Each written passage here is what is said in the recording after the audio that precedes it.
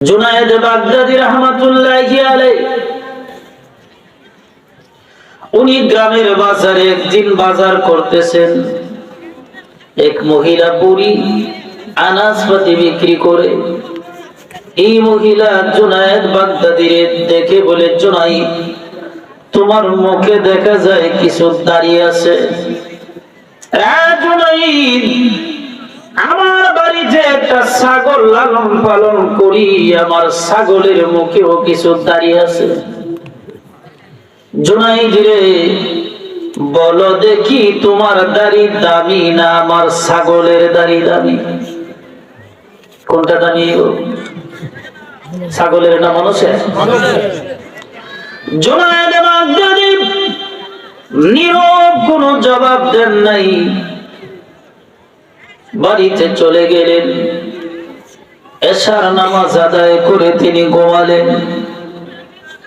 তাহাজ্জুদের সময় জাগ্রত হলে তাহাজ্জুদের নামাজ আদায় করে দুইটা হাত তুলে দিছে। প্রভু,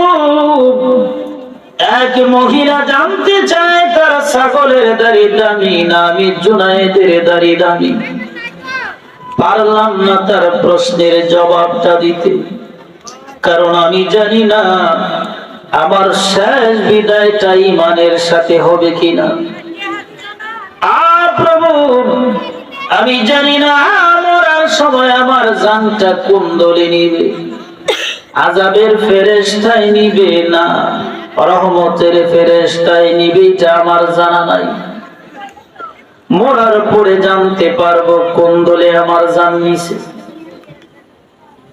কাজী তোমার কাছে পড়িয়া আমার ইন্তেকালের পরে কিছু কথা বলার সুযোগ আমারে দিও, যেতে করি বুড়ির প্রশ্নের জবাবটা দিয়ে আমি কবরে যাই।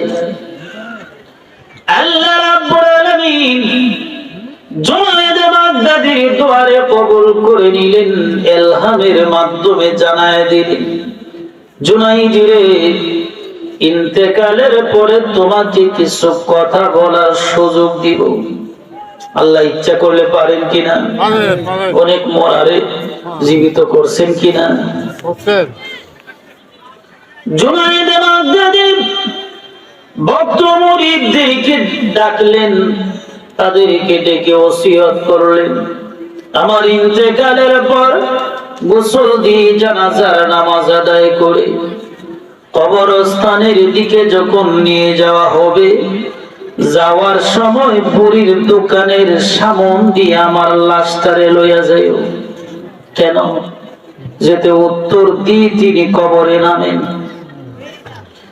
ওনার ইন্তেকালের পরে ওসিয়ত অনুযায়ী গোসল দেওয়া হয়, জানাজার নামাজ আদায় করে কবরস্থানের দিকে যখন লাশ লইয়া রওনা দিছে, এই বুড়ির দোকানের সামনে গিয়ে যখন হাজির হলো ওনার লাশ নিয়ে, এমনিতেই তাকায় দেখেন জুনায়েদ কাফনের ভিতর থেকে দুইটা হাত নাড়াচাড়া করে। কি করে? হাত নাড়ায়। জুনায়েদ বাগদাদী নিজের চেহারাটাকেও বের করে দিলেন। এবার তিনি বুড়ির সাথে কথা বলাও শুরু করে দিছে। মরা মানুষ যদি এমন কাজ করে, জীবিতদের জান ভিতরে আসেনি, শুকিয়ে গেছে কলিজা।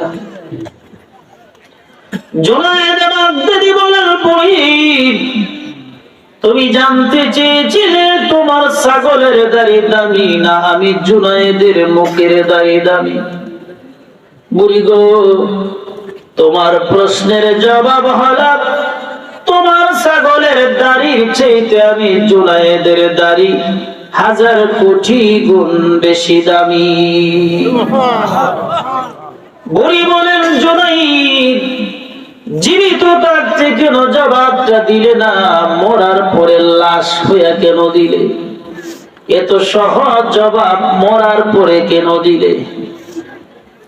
বুড়ি জুনায়েদ বলেন, বুড়ি গো, মরার আগে আমি জানতাম না আমি জান্নাতি না জাহান্নামী। বুড়ি, আমি জানতাম না আমার জান আযাবের ফেরেশতায় নিবে না গজবের ফেরেশতায়। যদি আযাবের ফেরেশতায় জান নেয় তাহলে আমি জাহান্নামী। আমি জাহান্নামে গেলে তোমার ছাগলকে কিন্তু আল্লাহ জাহান্নাম দিবে না। ছাগল বকরির জন্য জাহান্নাম আছে, এই অবস্থায় ছাগলটা দামি হয়। আর এখন ইন্তেকালের পরে আমি যখন অনুভব করলাম আমার জানটা রহমতের ফেরেশতায় নিছে, কাজে আমি নিশ্চিত জান্নাতি, আমি জান্নাতে যাব। তোমার ছাগল কিন্তু জান্নাতে যাবে না। এই অবস্থায় আমি দামি, যেহেতু আমি জাহান্নাম থেকে মুক্ত। ঠিক কিনা? জোরে বলেন। জান্নাতি না জাহান্নামী এটা মরার আগে বোঝার কোনো সুযোগ আছে? কোন সময় বোঝা যায়? মরার পরে। কি বলেন? একমত নেই আমার সাথে? যদি মরার আগে বোঝার কোনো পথ না থাকে তাহলে আমার দেশের দালাল কিছু মৌলবী আছে, এরা আবার জান্নাতের টিকিট বেচে নাই? এটা আপনারা বুঝতে পারতেন। বয়স যারা 50, 60, 70 হয়ে গেছে আপনারা বুঝতেন না, ওই হুজুররা কিন্তু কল্লা জ্বলাইতেছে। টিকিট কিছুদিন আগে একটা বিক্রি হয়েছে, এর লাগি বুঝেছে। কি বলে সুযোগ আছে জান্নাতীরা জাহান্নামী জানার?